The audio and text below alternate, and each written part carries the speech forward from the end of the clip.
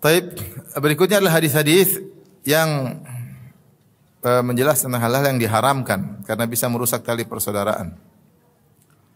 Wa an Anas radhiyallahu anhu anna Nabiy sallallahu alaihi wasallam qala, dari Anas radhiyallahu anhu bahwasanya Rasulullah SAW bersabda, la tabaghadu, janganlah kalian saling membenci. Al-bughd itu dari kebencian. Wala tahasadu, janganlah kalian saling hasad. Wala tadabaru, janganlah kalian saling balik belakang. Wala taqata'u, janganlah kalian saling memutuskan hubungan, saling memboikot. Wa kunu ibadallahi ikhwana, jadilah kalian hamba-hamba Allah yang saling bersaudara. Wala yahilu li muslimin an yahjura akhahu fawqa thalath. Tidak halal bagi seorang muslim untuk memboikot atau mendiamkan saudaranya lebih dari 3 hari. Muttafaqun alaih, hadis riwayat Bukhari, Al-Bukhari dan Al-Imam Muslim. Pertama kata Nabi sallallahu alaihi wasallam, la tabaghadu, jangan saling membenci. Taib, di antara makna disebutkan oleh sebagian ulama jangan saling membenci, ada itu jangan melakukan sebab-sebab yang bisa membuat kalian membenci kepada yang lain. Jangan melakukan sebab-sebab yang bisa membuat sebagian kalian benci kepada yang lain. Di antara sebab-sebab yang bisa membuat kita benci satu dengan yang lainnya ketika kita tajassus, tahassus, yaitu cari-cari kesalahan saudara atau dengar-dengar tentang keburukan saudara kita. Kalau kita mendengar-dengar tentang keburukan saudara kita, bahkan kita sendiri yang mencari-cari, maka akan timbul kebencian kalau kita tahu ternyata saudara kita ternyata begini, ternyata begitu. Akhirnya kita benci sama dia. Puji Allah ketika aib saudara kita tidak kita tahu. Itu lebih baik sehingga hati kita lebih bersih. Makanya dalam hadis riwayat Ahmad dengan sanad yang dihasankan oleh Syekh Ahmad Syakir, Rasulullah SAW mengatakan, janganlah salah seorang dari sahabatku menyampaikan kepadaku tentang seorang pun. Fa inni uhibbu an akhruja ilaikum wa ana salimus sadar.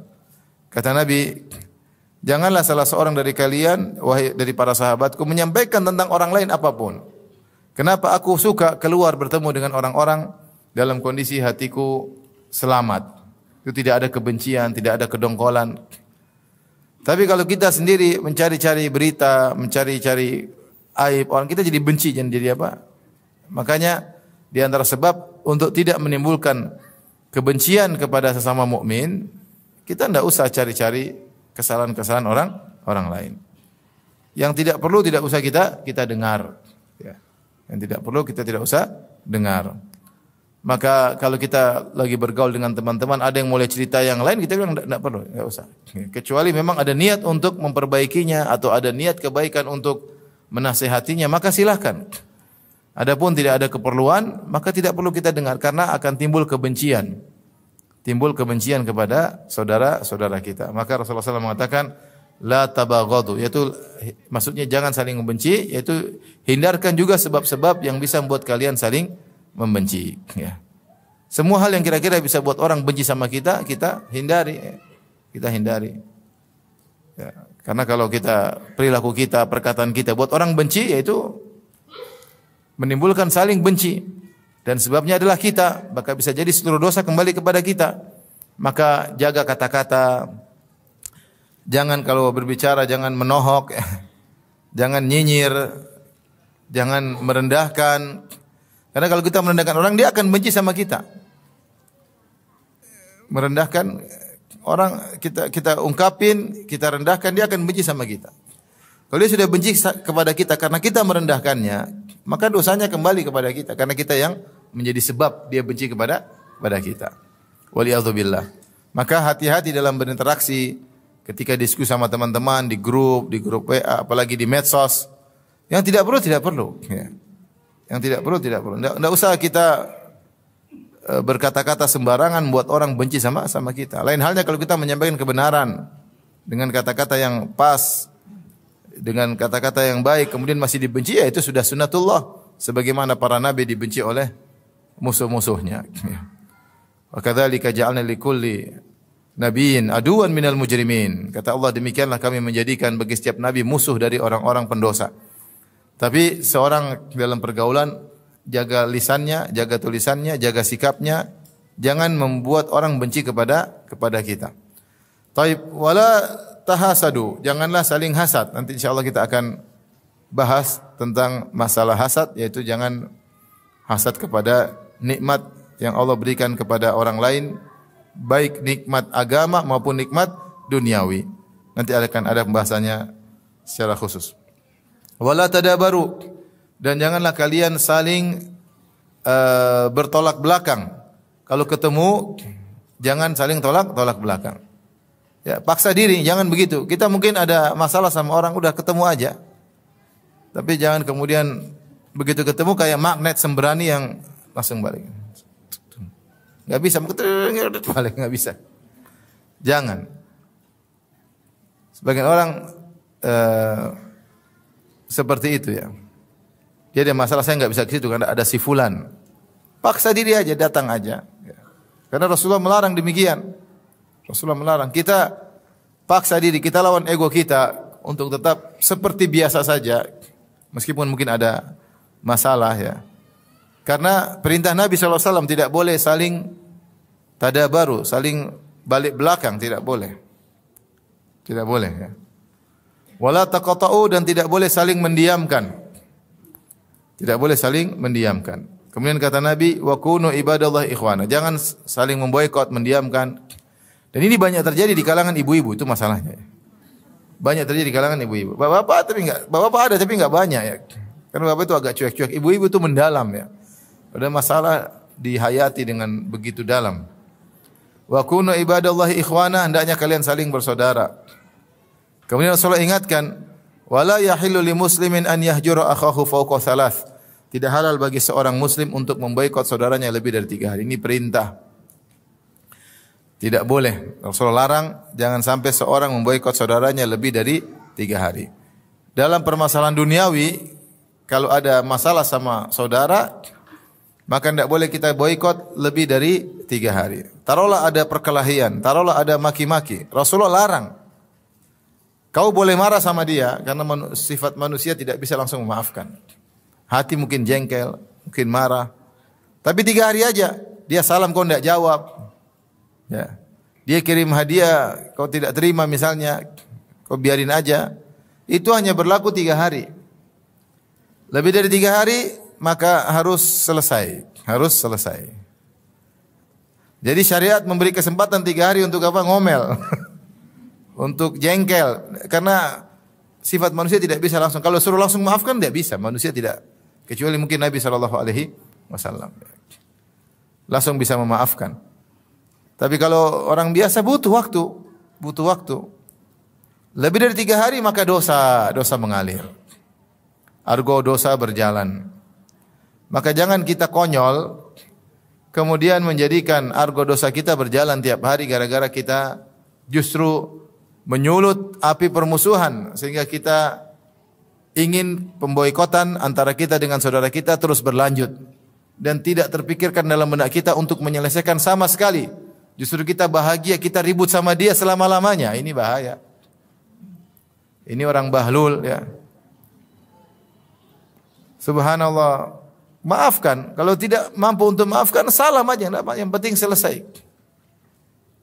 Kata Rasulullah SAW dalam hadis yang lain, wa khairuhuma alladhi yabda'u bis salam. Yang terbaik di antara keduanya yang saling memboikot tersebut adalah yang pertama kali mengucapkan salam. Jadi kalau ribut di antara 2 orang, si A dan si B, Rasulullah tidak mengatakan si yang salah harus minta maaf. Dan itu meskipun tidak usah diucapkan, harusnya seorang tahu kalau dia salah dia harus minta maaf. Tapi Rasulullah SAW memberi hal yang lebih baik daripada itu. Yang terbaik di antara keduanya, terlepas siapa yang salah siapa yang benar, adalah yang pertama kali mengucapkan apa? Salam. Jadi kalau kita bertengkar sama teman, susah kita mengatakan dia yang salah, kita yang benar. Dia juga merasa demikian. Dan itu banyak seperti itu. Dia yang salah kok, bukan saya. Apalagi ribut kakak dan adik, ini ribut susah sekali. Kakak bilang kamu adik, harusnya hormat sama kakak.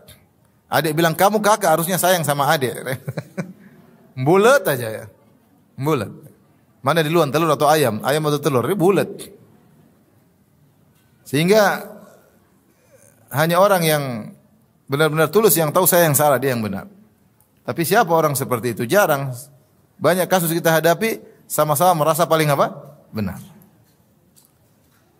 Bahkan menyatakan kesalahan pada lawannya 100%, dia benar 100%, ini repot. Lawannya salah 100%, dia benar 100%. Maka Nabi mengatakan yang terbaik di antara keduanya adalah yang memulai mengucapkan salam. Berarti dia telah mengalahkan egonya. Berarti dia telah mengalahkan gangguan syaitan dalam rangka mencari keridhaan Allah Subhanahu wa taala. Ibu kalau ribut sama kawan sudah 3 hari, ya, coba ibu, jadi ibu ingat, pertama jengkel teriak-teriak sama kawan tersebut jam 10:05 pagi hari Senin. Jam 10 lewat apa? 5. Hitung 3 hari berikutnya harus selesai. Berarti hari apa itu? Selasa, Rabu, Kamis. Hari Kamis jam 10:05 sudah harus selesai. Langsung assalamualaikum warahmatullahi wabarakatuh. Lawan ego. Allah akan beri kebahagiaan. Subhanallah, orang kalau yang ingin menyelesaikan permasalahan, hatinya langsung jadi tenang. Subhanallah, kedongkolannya langsung apa? Hilang. Hatinya menjadi tenteram, dia bisa menjalankan kegiatan dia lebih nyaman. Jadi kalau dia dongkol terus, di rumah tidak nyaman. Kedongkolan dia bawa ke rumahnya sehingga dia interaksi dengan istrinya tidak enak. Interaksi sama anak buahnya juga tidak enak, sama anak-anak juga tidak. Kenapa? Kedongkolan dia bawa. Tapi kalau dia sudah bilang assalamualaikum, kaifa haluk ukhti, gimana kabarnya? Kemarin mungkin saya agak ini menyinggung, mohon dipahami, mohon dimaafkan. Udah enggak apa-apa. Seandainya dia pun tidak memaafkan, kita udah plong. Saya sudah menjalankan sunnah Nabi. Dan pasti ada kebahagiaan Allah berikan. Allah berikan. Itu kalaupun kita yang benar. Apalagi kalau kita salah. Kalau kita salah ya sudah, kita kejar dia untuk minta dimaafkan. Kita benar pun dia yang salah, kita tetap mengucapkan salam terlebih dahulu. Ini saya sampaikan kepada terutama ibu-ibu yang ibu-ibu itu masalahnya kalau sudah berteman dekat sekali, kalau sudah ribut juga, waduh, ngeri. Dulu teman dekatnya, sekarang musuh bebuyutan. Karena sama-sama mengetahui kartu yang lainnya. Sehingga jengkel kalau dulu padahal dekat sekali, begitu musuhan panjang. Dan ini kenyataan, maksudnya saya bukan omong kosong, maksudnya banyak kasus saya hadapi begitu. Ibu-ibu dulunya dekat, sekarang kok ribut. Udah ribut enggak selesai-selesai ributnya. Panjang sekali. Akhirnya argo dosa berjalan terus. Sayang. Dia yang salah, saya yang benar, begitu. Akhirnya masing-masing merasa benar. Maka kalau ada masalah segera selesaikan. Taib. Ini Rasulullah SAW mengatakan tidak halal bagi seorang muslim memboikot saudaranya lebih dari 3 hari. Kalau itu terkait antara seorang dengan orang lain yang tidak ada hubungan kekerabatan, apalagi sesama kerabat, apalagi sama kakak dan adik, apalagi sama paman, sama bibi. Bodoh orang yang ribut sama kerabatnya. Ini aja baru terkait dengan orang yang tidak ada hubungan kerabat. Rasulullah bilang tidak halal memboikot lebih dari 3 hari. Bagaimana dengan kakak adik? Sampai boikot kakaknya, tidak kontak sama adiknya bertahun-tahun. Konyol. Goblok kalau saya bilang. Goblok. Bahlul ya. Karena dia rugi. Ada orang subhanallah, ada orang pernah saya main ke rumahnya, dia jamu saya. Luar biasa, orang ini baik. Sampai tamu-tamu datang ke rumahnya baik. Tahu-tahu dia bilang sama saya, Ustaz, nanti kalau ketemu adik saya tolong digini-ginikan. Saya bilang, ada apa? Ternyata dia masalah sama adiknya. Udah bertahun-tahun. Ya Allah. Apa susahnya dia panggil adiknya, undang ke rumah, ketemu saya, kita ngobrol bareng-bareng. Dia enggak mau. Jadi sama orang baik, sama adiknya tidak mau memaafkan. Mau sampai kapan? Adik tidak sempurna, adik bukan malaikat, adik bukan nabi, adik bukan sahabat. Adikmu mirip-mirip sama dengan kamu, punya banyak kekurangan. Tapi dia adalah adikmu, saudara kandung. Bagaimana sama orang lain kau baik, sama adik tidak baik. Maka ini bahaya lagi, boikot di antara kakak dan adik. Dan lebih menderita lagi, boikot antara suami dan istri. Oh, ini lebih bodoh lagi. Ada masalah sama suami istri, kemudian masing-masing berpegang teguh dengan prinsipnya, akhirnya saling boikot-boikotan, saling blokir-blokiran. Bukan cuma 3 hari, 3 bulan. Allahu Akbar. Makanya wanita yang cerdas, wanita yang baik, wanita yang terbaik, kata Nabi SAW, ala ukhbirukum binisaikum min ahlil jannah. Mau aku kabarkan kepada kalian tentang wanita terbaik di surga. Siapa wanita tersebut? Yaitu wanita yang al-a'ud ala zawjiha, yang segera mudah kembali kepada suaminya. Idza zulimat aw zalamat, jika dia berbuat salah kepada suaminya atau suaminya yang salah kepada dia, tidak peduli dia yang salah atau suaminya yang salah, maka dia pun datang kepada suaminya hatta tadha yadaha ala yadihi, dia letakkan tangannya di atas tangan suaminya. Kemudian dia berkata, la adzuku ghamdan hatta tarda, aku tidak bisa tidur sampai kau ridha kepadaku. Ini wanita yang luar biasa. Kalau ada masalah di rumah tangga, dia ingin segera menyelesaikan. Apakah dia salah atau dia benar? Bahkan dia yang benar, suaminya yang salah pun dia segera ingin menyelesaikan permasalahan. Apalagi kalau dia yang salah. Ini sebagian wanita super bahlul. Dia yang salah, dia ingin suaminya yang minta maaf. Dia yang salah padahal. Bahkan suaminya sudah minta maaf, dia tolak. Maafmu tidak saya terima. Ini bodoh atau tidak, ibu?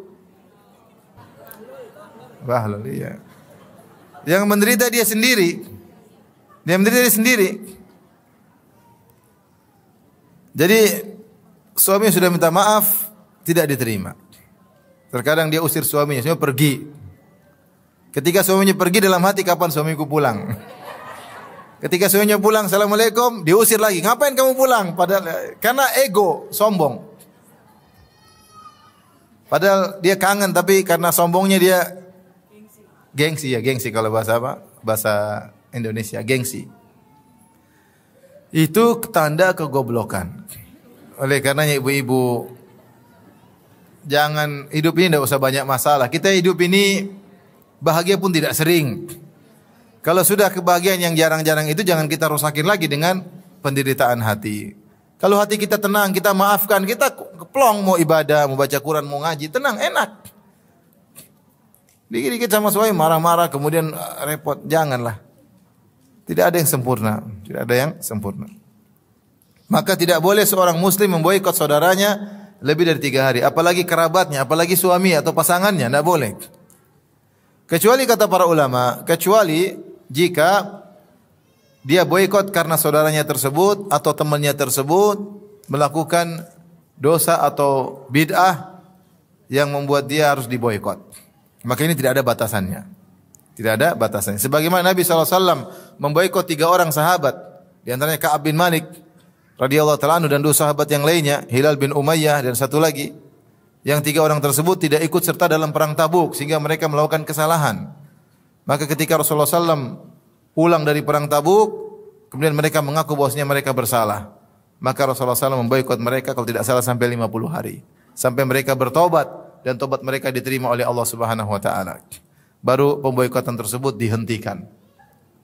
Ini tentunya lihat maslahat dan mudarat. Seorang boleh memboikot saudaranya, enggak. Dulu dia baik, sekarang dia tukang zina, enggak ada bagimu. Tapi ini pemboikotan tersebut, masalah boikot memboikot tukang maksiat atau tukang bid'ah, maka ini lihat maslahat dan mudarat. Lihat maslahat dan mudarat. Memboikot pelaku maksiat ada 2 tinjauan. Tinjauan pertama, tujuannya agar dia sadar. Maka kita boleh boikot dia agar dia sadar. Sebagaimana Nabi SAW memboikot 3 sahabat. Hatta idza dhaqat alaihim anfusuhum. Hatta idza dhaqat alaihimul ardu bima rahubat wa dhaqat alaihim anfusuhum wa dhannu an la malja'a min Allah illa ilaih. Thumma taba alaihim liyatubu. Kata Allah, sampai ketika mereka merasa bumi yang luas ini terasa sempit bagi mereka. Dan jiwa mereka pun terasa sempit. Akhirnya mereka bertobat. Jadi Rasulullah memboikot mereka selama 50 hari. Tidak diajak ngomong. Kalau ada yang mengucapkan salam, 3 orang tersebut mengucapkan salam, enggak ada yang jawab. Mau ngomong tidak dijawab omongannya sampai mereka merasa sempit dan mereka bertobat, maka selesai pemboikotan tersebut. Maka di antara tujuan pemboikotan adalah agar menjadikan orang yang diboikot tersebut sadar. Misalnya seorang suami boikot istrinya. Kenapa? Istrinya nusyuz, membangkang, terus suka nonton film Korea, maksiat. Film Korea enggak ada. 1 minggu pun saya tidak akan ngomong sama kamu. Kamu masih nonton film Korea. Sampai dia sadar, baru kita ajak ngomong lagi. Ini boleh enggak? Boleh, karena dia bermaksiat. Tetapi ini pun dikatakan oleh para ulama sekarang melihat maslahat. Terkadang kita boikot seseorang ternyata dia lebih parah. Lebih parah. Misalnya ada adik kita yang ternyata la qadarullah tidak kita duga atau teman kita ternyata minum khamar. Kalau kita boikot dia, saya enggak mau ngomong sama kamu kalau minum khamar. Ternyata dia tambah parah. Dia malah berkumpul dengan komunitas peminum khamar. Maka jangan kita boikot. Jadi memboikot orang lain dalam rangka agar dia menjadi baik ini melihat maslahat dan mudarat. Ada orang kalau kita boikot dia berubah menjadi lebih baik. Ada orang kalau kita boikot dia tambah parah. Kalau kita boikot tambah parah, jangan diboikot. Jangan diboikot. Karena sebagian orang kalau kita boikot dia tambah bertemu dengan komunitasnya, dia tambah lepas, dia merasa tidak ada yang kontrol dia merasa tidak ada yang negur dia tambah parah menjadi-jadi. Seperti ini jangan diboikot, kita dekatin, kita nasihatin, ambil hatinya. Dan subhanallah zaman sekarang justru pemboikotan malah sering membuat lebih parah. Seorang ayah boikot anaknya, lebih parah anaknya. Karena dia kenapa? Lebih parah karena dia punya komunitas. Kalau zaman Nabi boikot ya ada komunitas, selesai. Ka'ab bin Malik, Hilal bin Umayyah dan satu orang lagi ketika diboikot dia enggak punya teman, mau kemana? Tapi kalau sekarang ada orang kita boikot, dia punya teman-teman banyak.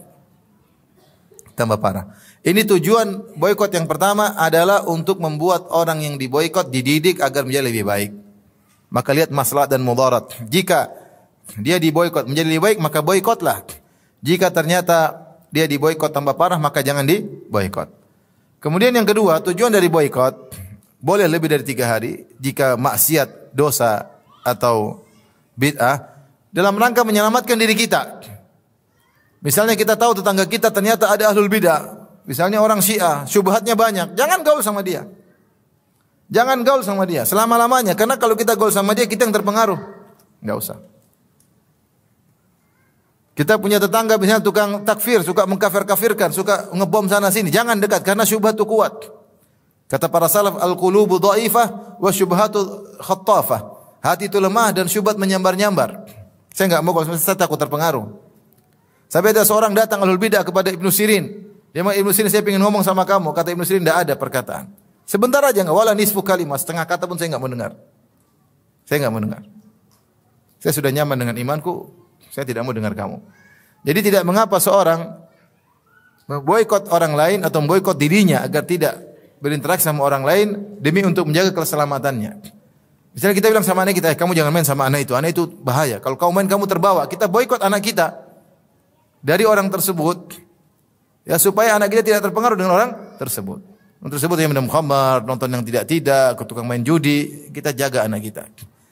Ini boikot boleh lebih dari 3 hari untuk menyelamatkan agama seseorang. Faham?